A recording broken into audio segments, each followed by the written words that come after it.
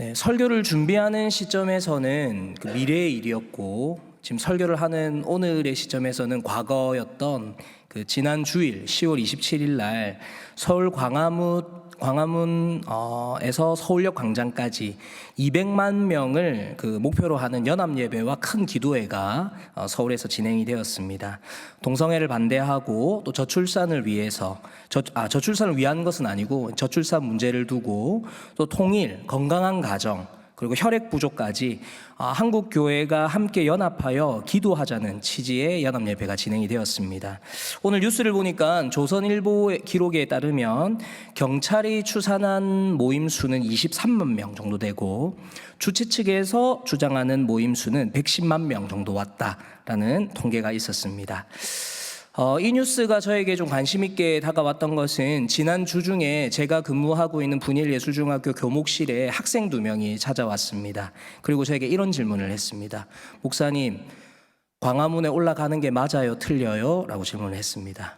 왜 그런지 물었더니 한 친구가 다니는 교회는 여기에 가기로 당회가 결의를 해서 부모님을 포함해서 자기 자신과 모든 교회 성도님들이 다 올라간다는 것이고, 또 한 친구가 다니는 교회는 이곳에 가지 않기로 결정을 해서 반대 이야기를 했다는 것이죠.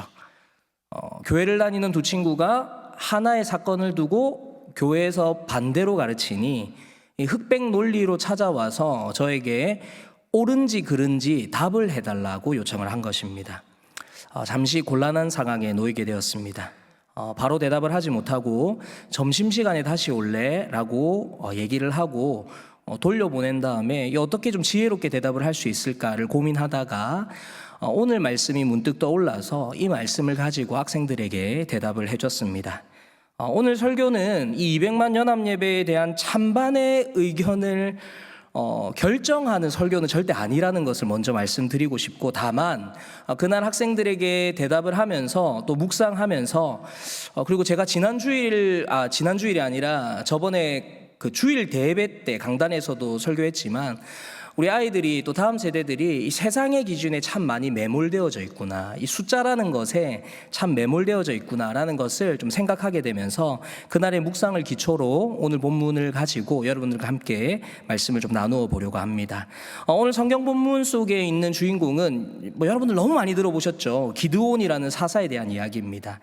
오늘 우리가 읽은 본문은 7장인데 기드온은 6장부터 시작이 되어집니다.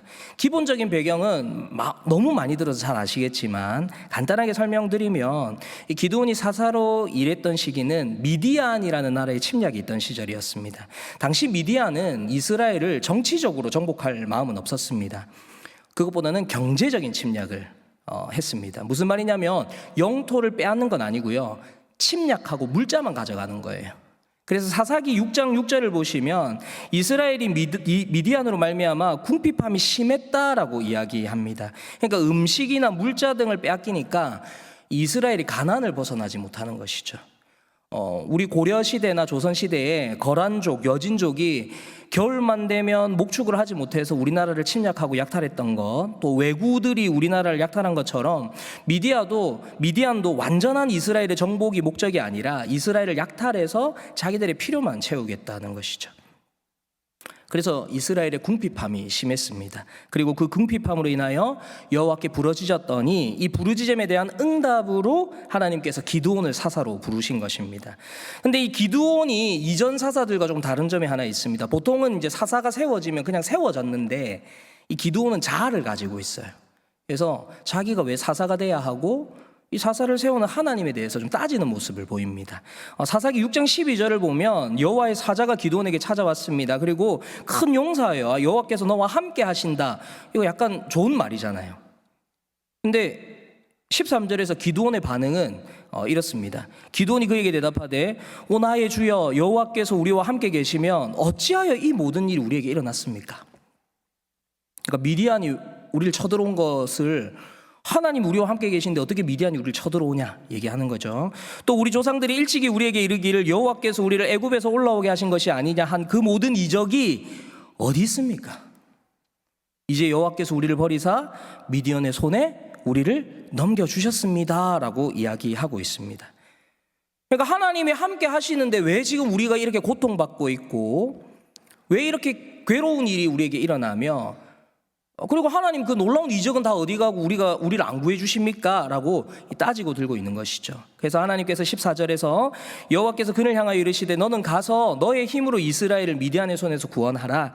내가 너를 보낸 것이 아니냐. 지금 네가 말하는 그 구원 너를 통해서 이룰 테니까 너를 사사로 세워서 그 일을 이루어 주겠다라고 이야기하고 있는 겁니다. 그 일 있고 나서 이제 미디안 사람들이 동방 사람들하고 모여서 또 요단강을 건너와 가지고 이스라엘을 약탈하려고 합니다. 그래서 이스르엘 골짜기에 진을 쳤습니다. 그리고 그때 여호와의 영이 기드온에게 임하여서 기드온이 사람들을 막 모아요. 전쟁을 치를 준비를 하는데 이 기드온이 좀 의심이 많습니다. 그래서 여러분들 잘 알죠? 우리 흔히 양털 기도라고 하는 거 그거 여기서 합니다. 진짜 하나님이 저를 통해서 이스라엘을 구원하시려면 매일 아침 이 온 땅을 적시는 아침 이슬이 지금 내가 가진 이 양털에만 있고 주변 땅은 다 마르게 해주십시오. 그러면 제가 그 이적을 보고 하나님이 나를 들어서 이스라엘을 구원하실 줄 내가 믿겠습니다 했더니 하나님이 또 들어주세요. 그래서 양털만 이슬이 있고 주변 땅은 마르게 하셨어요. 근데 아시는 것처럼 한 번만 안 했죠. 그 다음 날은 반대로 하나님 어제는 잘 봤습니다. 근데 오늘은 다른 조건이에요. 양털만 마르고 주변 땅은 이슬에 다 젖게 해주세요. 그래서 하나님이 한 번 더 참고 들어주시죠. 그래서 기드온이 이 두 번의 이적을 확인하고 나서 이제 전쟁을 치를 준비를 하고 있는 것이 바로 오늘 본문의 배경 시작되어지는 부분입니다. 근데 양털 기도라는 하나님의 약속을 확실히 받게 된 기드온이 자신의 부름에 응답한 이스라엘 백성들하고 이제 전쟁을 치를 딱 준비를 했는데 하나님이 오늘 우리가 읽은 7장 2절에서 이렇게 기드온에게 말을 하십니다. 여호와께서 기드온에게 이르시되 너를 따르는 백성이 너무 많다. 내가 그들의 손에서 미디안 사람을 넘겨주지 아니하리니. 그러니까 네가 모은 그 군사로는 내가 미디안을 너희들에게 넘겨주지 않을 거야. 왜냐하면 이스라엘이 나를 거슬러 스스로 자랑하기를 내 손이 나를 구원했다라고 이야기할까 봐 너희들 모은 이 인원으로는 미디안한테 이길 수 없게 할 거야 라고 하나님이 말씀하시는 거죠. 그러니까 전쟁하려고 기껏 사람들 모아놨더니 야 너희 숫자 너무 많어. 너희가 이 많은 숫자로 미디안을 이기면 너희가 많이 모아서 너희 힘으로 이겼다고 착각할 거 아니야. 그래서 너희가 잘난 줄 교만할 거 아니야. 그러니까 너희 잘난 척하지 못하도록 숫자를 좀 줄여야 될 것 같아 라고 말씀을 하신 겁니다. 그래서 어떻게 줄이느냐 3절에서 이렇게 말씀하십니다. 이제 너는 백성에게 외쳐 이르기를 누구든지 두려워 떠는 자는 길라산을 떠나 돌아가라 라고 얘기를 해 라고 했더니 실제로 돌아가도 된다라고 말하니 돌아간 백성이 22,000명이고 남은 자가 10,000명이었다 라고 이야기합니다. 그러니까 여기서 이제 이스라엘 군대 숫자가 나오죠. 원래는 얼마였습니까? 32,000명이었는데 하나님이 알려준 방법으로 전쟁에 불운이 오기는 왔는데 혹시 억지로 끌려왔거나 마음에 두려움이 있는 사람들은 돌아가도 돼. 너희 없어도 하나님이 우리 이기게 하신대. 걱정하지 마 했더니 32,000명 중에 22,000명이 돌아갔다는 겁니다. 그러니까 3분의 2가 돌아가고 이제 3분의 1이 남게 되었습니다. 3분의 2가 돌아갔으면 많이 돌아갔잖아요. 근데 이제 하나님이 또 여러분 잘 아시지만 하나님이 그래도 많아. 4절입니다. 여호와께서 기드온에게 이르시되 백성이 아직도 많으니 그들을 인도하여 물가로 내려가라. 거기서 내가 너를 위하여 그들을 시험하리라. 그러니까 아직도 많아서 물가로 데리고 가면 기드온 너를 위해 내가 그들을 시험해서 가려줄게, 줄여줄게 하십니다. 그리고 물가로 내려가서는 어떤 기준을 좀 제시하시냐면 물을 마시는 자세로 좀 판단하시는데 5절 이에 백성을 인도하여 물가에 내려가며 여호와께서 기드온에게 이르시되 누구든지 개가 핥는 것 같이 혀로 물을 핥는 자들을 넌 따로 세우고 또 누구든지 무릎을 꿇고 마시는 자들도 그와 같이 하라라고 이야기하십니다. 고등부 애들한테 설교할 때 들겠지만 여러분 이 물을 혀로 핥아서 먹는 분 혹시 계십니까? 그냥 문득 생각이 들었어요. 네. 개가 물을 마시는 것처럼 혀로 핥아 먹는다. 또 누구는 무릎을 꿇고 마시고 이런 마시는 모습들이 좀 다르잖아요. 근데 그 마시는 모양으로 좀 구분을 하셨던 거죠. 6절과 7절 손으로 움켜 입에 대고 핥는 자의 수는 300명. 그리고 그 외의 백성 9,700명이겠죠. 다 무릎을 꿇고 물을 마셨습니다.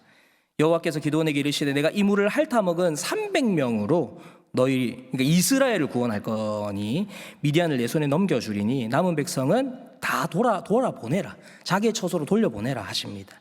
300명이면 됐다. 이 300명으로 이스라엘을 구원하시겠다. 여기까지가 우리가 읽은 본문이고, 이후에 성경은 기드온과 이 300명의 구별된 군사들이 미디안과 전쟁을 벌여서 이기게 되는 스토리가 이제 펼쳐지게 됩니다. 우리는 이 본문을 통해서 하나님이 전쟁에 임하시는 모습이 우리가 생각하는 기준이나 또 우리가 생각하고 준비하는 생각과는 참 많이 다르다는 것을 확인할 수 있게 됩니다. 분명 겉으로 볼 때는 미디안과 이스라엘의 전쟁인데, 이 전쟁은 여호수아에서 보듯이 하나님이 하시는 전쟁이었고, 또 계속해서 우리가 이 땅에서 이어나가야 되는 전쟁의 모형을 가지고 있는 것이죠. 그래서 이 시대를 살아가는 우리가 하나님이 이끄시는 영적인 전쟁에 동참하면서 또 승리하기 위하여 어떤 기준을 놓치면 안 되는지 오늘 말씀이 알려주시는 내용을 두 가지로 여러분들과 함께 좀 나누어 보고자 합니다. 첫 번째로, 세상의 기준은 사람의 눈으로 판단되지만 하나님의 기준은 하나님 자신이시다라는 사실을 우리가 놓쳐서는 안 되겠습니다. 기드온의 부름에 미디안과의 전쟁에 호응해 준 사람들이 32,000명입니다. 이 32,000명이 하나님이 많다 하시니까 많은 거지, 근데 진짜로 많았냐라고 판단하기 위해서는 우리가 무엇과 비교해 봐야 되냐면, 그 미디안의 군사는 어느 정도였냐를 좀 봐야 되겠죠.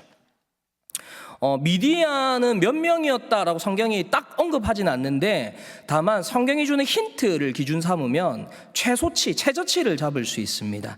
오늘 본문은 아니라 이제 전쟁이 끝나면서 이제 미디안이 진 상황을 좀 보여주는데, 사사기 8장 10절을 보시면 이렇게 표현되어 있습니다. 이때 세바와 살문나가 갈골에 있는데 동방 사람의 모든 군대 중에 칼든 자 12만 명이 죽었고, 12만 명이 죽었죠. 그 남은 15,000명 가량은 그들을 따라와서 거기에 있더라. 그러니까 여기 지금 숫자 13만 5천 명이 최저치입니다. 최저치. 그러니까 기드온의 공격으로 죽은 사람이 12만 명이고 남은 사람은 15,000명이다라는 표현으로 미디안 군대의 최소치를 13만 5천 명으로 우리가 잡을 수 있습니다. 이렇게 생각해 보면 기드온의 군대 32,000명과 13만 5천 명의 숫자로는 약 10만 명 정도 차이가 나고, 규모로는 4배 정도 차이가 납니다. 사람의 눈에 보이는 기준으로 이스라엘이 많습니까? 미디안이 많습니까? 미디안이 많죠. 근데 하나님은 뭐라고 하셨어요? 이스라엘 너희 너무 많아 라고 말씀하셨던 것이죠. 13만 5천 명하고 싸워야 되는데 3만 2천 명이 많다는 거예요. 그래서 하나님이 이 많은 인원을 줄이셨잖아요. 앞서도 살폈지만 무서워하는 자들 다 돌아가 했더니 3분의 2가 줄어들었습니다. 남은 자가 10,000명이에요. 13만 5천 명과 10,000명. 아까는 4배 차이가 났는데 이제는 13배 차이가 납니다. 그런데 하나님이 그것도 많대요. 3만 2천 명에서 10,000명으로 3분의 1을 줄였는데도 많으니 물을 마시게 해서 그 마시는 모습을 보고 더 줄이자 해서 300명만 남겨놓고 있습니다. 사람의 눈으로 이것을 본다면 이건 불가능한 전투입니다. 13만 5천 명하고 300명 450배 차이가 나요. 1당 450으로 싸워야 돼요. 전쟁 자체가 되지 않습니다. 만약에 이 상태로 전쟁이 벌어진다면 일방적인 학살이 일어나는 전투일 겁니다.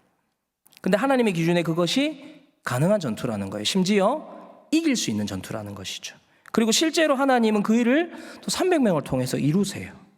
세상의 기준에서는 이것이 불가능합니다. 근데 하나님을 진짜 아는 사람이라면 사람이 하면 불가능한 것도 하나님이 하시면 불가능하지 않다는 것을 여러분들도 고백하시잖아요.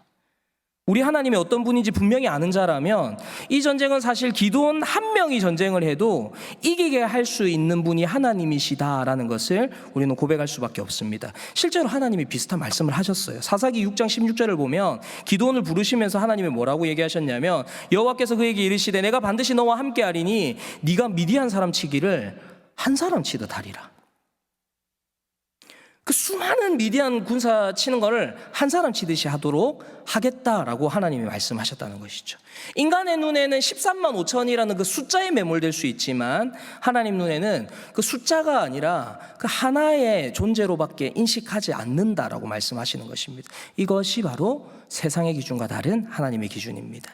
세상은 우리 눈에 보이는 것으로 그 기준을 제시합니다. 그래서 이 땅을 살아가는 우리에게 세상은 더 많은 것이 더 적은 것보다 낫고, 더 큰 것이 작은 것보다 낫고, 화려한 것이 초라한 것보다는 낫고, 높은 것이 낮은 것보다는 낫고, 더 많이 있는 것이 없는 것보다는 낫다라고 우리들 계속 설득합니다. 그래서 우리가 어떻게든 더 많이 가지려 애쓰게 만들고, 더 큰 것을 가지려 애쓰게 만들고, 더 화려한 것을 가지려 애쓰게 만들고, 더 높은 것을 가지려고 애쓰게 만드는 것이죠. 눈을 가려서 하나님의 기준이 아닌 세상의 기준으로 우리를 자꾸만 유혹해 나가는 겁니다. 그런데 하나님의 기준은 그렇지 않다는 거예요. 하나님은 약한 것을 강하게 하시고, 작은 것으로 많은 것을 이기게 하시고, 심지어 마른 뼈를 살려내서 생명을 만들어내시고 불가능한 것을 가능하게 하시는 하나님이심을 여러분 믿으시기를 바랍니다. 이 세상을 살아가다 보면 우리도 모르는 사이에 이 눈으로 보이는 무엇인가에 매몰되어져 버려서 영향을 받으며 나도 모르게 세상의 지배를 따라가려는 때로는 우리가 원치 않지만 연약하여 넘어가게 되는 경향성들을 우리도 가질 수는 있습니다. 세상의 눈으로 세상을 바라보면 세상의 기준에 매여 세상이 뜻하는 대로 살아가지 않을 수 없게 되고요. 그래서 우리는 더 정신을 차려야 되겠죠. 잘 분별해야 됩니다. 믿음의 눈으로 세상을 바라보며 하나님의 기준에 따라 이 세상을 살아가는 믿음의 사람들이 다 될 수 있기를 주님의 이름으로 축복합니다. 두 번째로 오늘 본문은 하나님께서는 하나님의 일을 이루실 때 하나님의 기준 안에서 준비된 자를 사용하신다라는 사실들을 우리가 좀 기억하면 좋겠습니다. 사실 하나님은 누군가의 도움이나 협력이 필요하신 분은 아니시죠. 특히 우리 같은 인간이라는 표현에서 죄송한데 우리 같은 인간의 도움은 사실 필요하지 않으십니다. 그냥 하나님이 하시면 하실 수 있습니다. 얼마든지 무엇이든지 하실 수 있는 분이 하나님이십니다.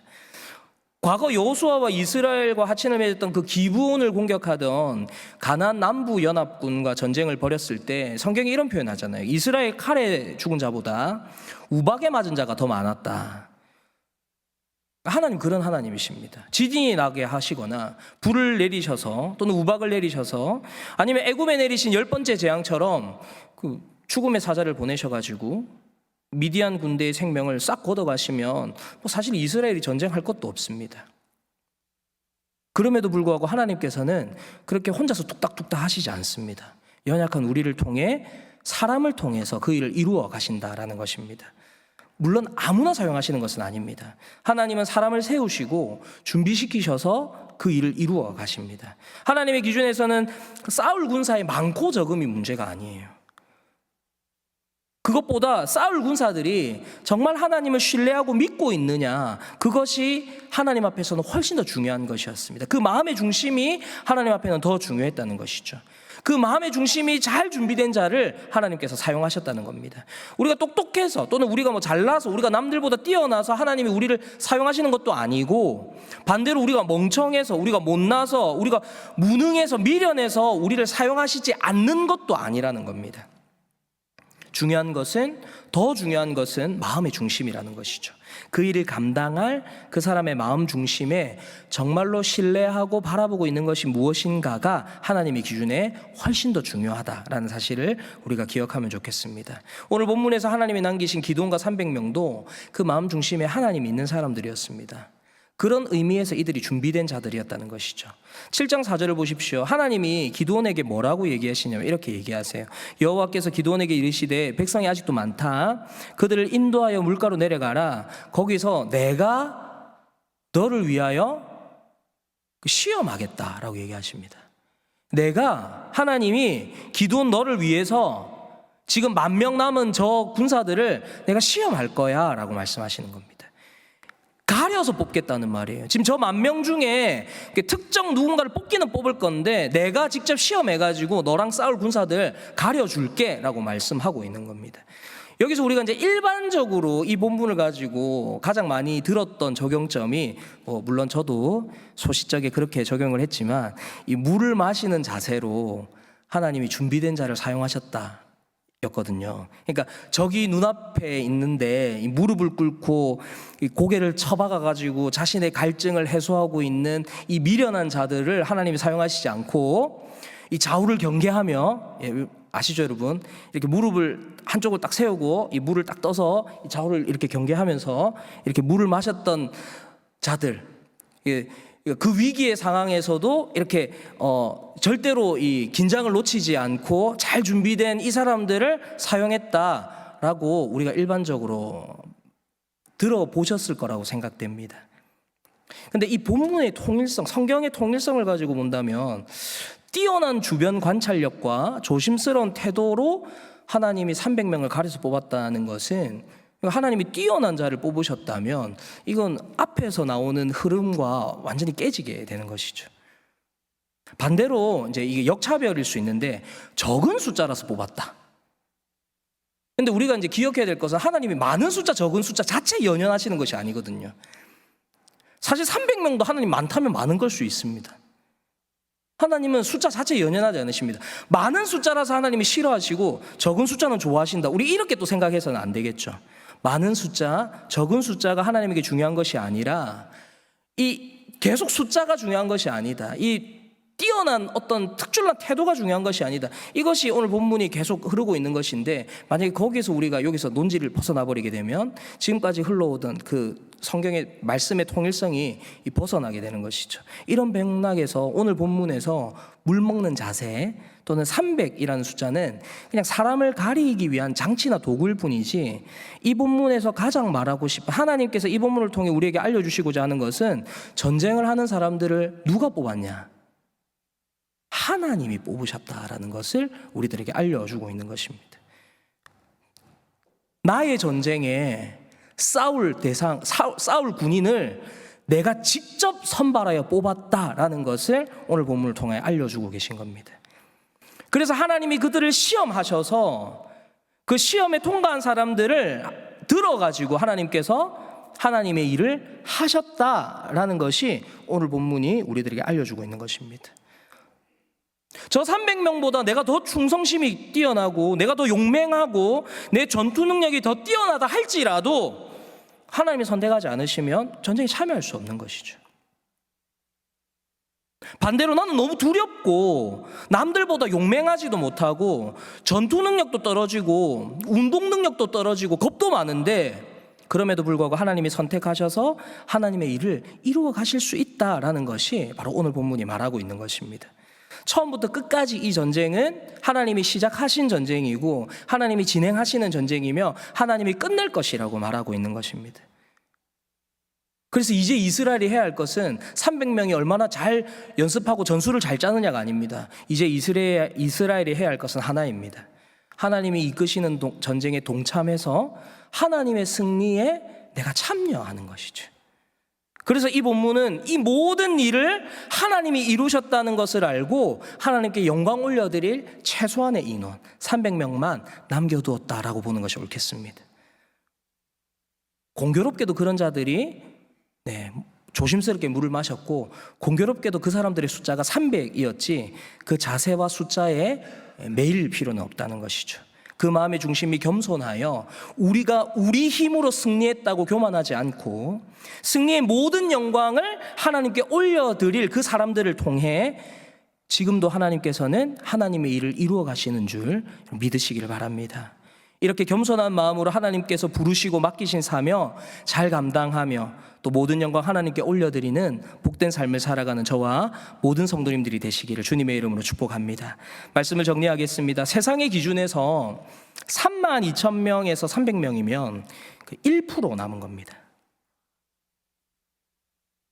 보통은 99%가 집에 가고 1%가 남았다, 또는 99%가 사라지고 1%의 가능성이다 하면 가능한 겁니까? 불가능한 겁니까? 불가능한 것으로 보죠. 이게 상식적인 겁니다. 세상만이 아니라 우리도 다 마찬가지입니다. 1%의 가능성이다 하면 사실은 거의 불가능한 것으로 보죠. 세상의 기준으로 본다면 이렇게 판단하는 것이 틀린 게 아닙니다. 맞습니다. 그런데 하나님의 기준이 참 다르다는 것입니다. 복음을 전하다가 돌에 맞아 죽은 스데반 집사의 모습은 세상이 볼 때 미련해 보이는 것이었고 비참해 보이는 것이었고 실패한 인생으로 보일 겁니다. 근데 하나님의 눈에는 스데반이야말로 천국 백성으로 하나님의 뜻에 순종하며 그리스도인들이 감당해야 할 그 영적 전쟁에서 승리한 사람으로 높여주셨습니다.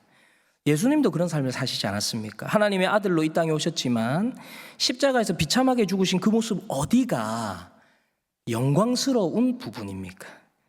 로마인들의 눈에, 유대인들의 눈에 놀림거리고 비참할 죽음을 맞이한 실패자로밖에 보이지 않았지만 그 예수님의 죽음을 통해 하나님은 구원 계획을 완성하셨고 지금 우리가 구원받을 수 있게 되었음을 여러분 잊지 마시기 바랍니다. 세상이 실패한다고 생각했다고 해서, 세상이 틀렸다고 해서 진짜 실패자가 되는 것도 아니고 틀린 자가 되는 것이 아닙니다. 만약 누군가 나에게 그런 이야기를 한다면 아마도 그 말을 하는 그 사람의 중심은 하나님이 아니라 그 말하고 있는 것에 매몰되어져 그것이 주인되어 있는 사람이라고 생각하시면 되겠습니다. 그런 사람들의 말에 우리의 시선을 빼앗겨서 하나님을 놓쳐버리면 우리도 기죽게 되겠죠. 실패자로 인식되게 될 겁니다. 그러나 우리는 세상의 기준에 따라갈 사람이 아니라 하나님의 뜻대로 살아가야 할 성도라는 것, 그 하나님의 나라의 백성이라는 사실을 잊지 마시고 세상이 말하는 성공과 기준이 아닌 믿음의 눈으로 세상을 바라볼 수 있는 그 믿음을 소유하셔서 보이지 않는 것들을 바라보고 소망함으로 하나님이 맡기신 사명 잘 감당하며 하나님의 뜻을 이루어가는 저와 모든 성도님들의 삶이 되시기를 주님의 이름으로 축복합니다. 우리 함께 찬양 드렸으면 좋겠습니다. 오래전 찬양이긴 한데 또 자주 부르는 찬양은 아니라서 악보를 준비했습니다. 믿음이 없이는 이라는 찬양인데요, 우리 찬양의 가사들을 보면 자기 고백적인 내용들이 많이 있지만 그럼에도 불구하고 우리 하나님께서 어떤 자를 쓰시기를 바라는지 또 함께 고백하며 우리가 하나님 앞에 우리의 삶을 드리는 마음으로 함께 고백하며 찬양 드렸으면 좋겠습니다.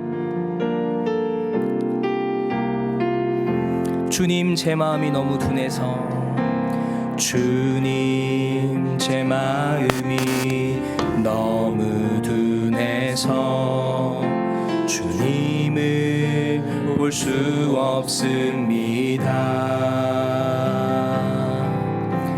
이 땅에 속하여 이 땅만 보다가 주님 손을 놓쳤습니다. 나는 나그네로 왔는데 왜 주저앉게 되었나. 나는 청지기인데 언제부터 내 삶의 주인이 되어버렸나.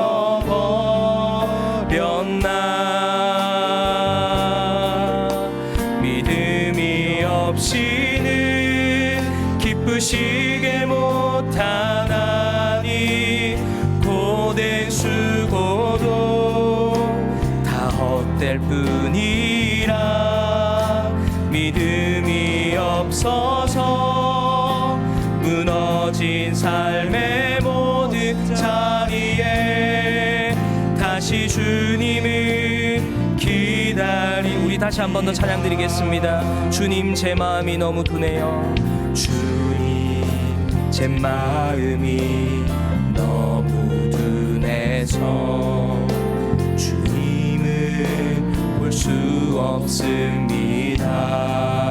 이 땅에 속하여 이 땅에 속하 이 땅만 보다가 이 땅만 보 주님 손을 제가 놓쳤습니다. 주님 손을 놓쳤습니다.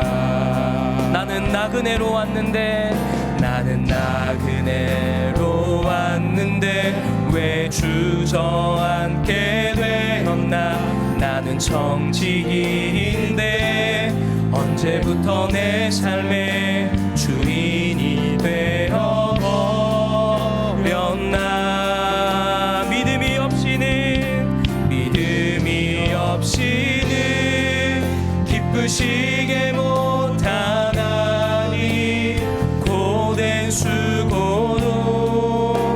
다 헛될 뿐이라. 믿음이 없어서 무너진 삶의 모든 자리에 다시 주님을 믿음이 없이는 기쁘시게 못하나니 믿음이 없이는 기쁘시게 못하나니 고된 수고도 다 헛될 뿐이라. 믿음이 없어서 무너진 삶의 모든 자리에 다시 주님을 기다립니다. 이 시간 주신 말씀을 생각하며 우리 함께 기도하기를 원합니다. 이 세상의 기준과 다른 그 하나님의 기준을 온전히 신뢰하며 세상이 아닌 하나님의 시선으로 우리의 삶을 바라보고 하나님의 뜻이 무엇인지 분별하는 지혜가 우리 가운데 있기를, 또 하나님의 일을 감당할 때 그 모든 결과 하나님의 은혜라 고백하며 자신을 높이기보다 하나님께 영광을 올려드리는 겸손한 마음을 가지는 우리의 삶이 되도록, 그리고 세상의 기준에 따른 평가와 판단에 그 숫자에 흔들리지 않게 하시고 하나님의 뜻에 시선을 맞추는 성숙한 믿음을 우리에게 허락하셔서 세상의 성공과 실패를 넘어 주님이 기뻐하시는 길을 담대히 걸어가는 믿음의 걸음 걸어가도록 우리의 주신 말씀 생각하며 우리 함께 합심하여 기도하도록 하겠습니다. 기도하겠습니다. 사랑해 주님 감사합니다. 오늘도 이 말씀을